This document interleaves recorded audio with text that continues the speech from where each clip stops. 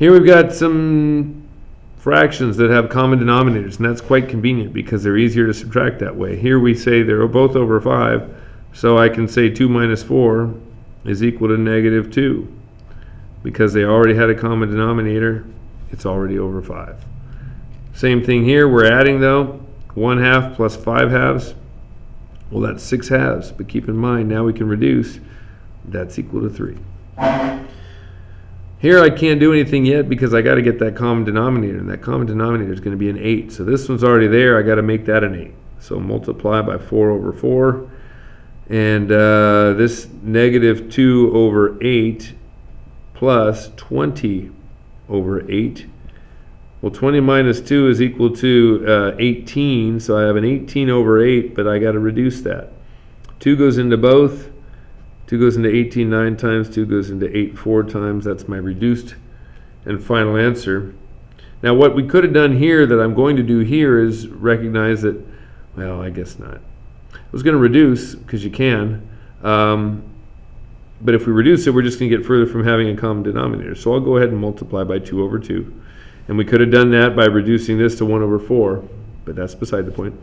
This now becomes a 1 over 4 plus 8 over 4. And I've seen people look at this and say, oh, I can reduce this, and they do, and they're back to square one. They lose track of the fact that the goal is to get that common denominator. So now you can say 1 plus 8 is 9. There's your 9, there's your 4. Answer was the same for this, even though they look like very different problems. We can do this before we move on. Just the coordinates of A and B. Well, A, if that's A right there, I'm going to go back 1, 2, 3, and up. 1, 2, 3. You're going to first do the X value, which is the negative 3, and then the Y value is the positive 3. And that's in quadrant 2, because that's 1 and 2, and 3 and 4. Stick with this class, get to Algebra 2, and you'll see why it's numbered in that direction when you get to the unit circle. But this dot down here is over 2 in the positive direction, but then down 1, 2, 3, and 4. So that's a 2 and a negative 4, and that is in quadrant 4. And if we were to plot these points real quick on the graph, C is going to be negative 2, negative 4, so we go back 2, and then down 1, 2, 3, 4.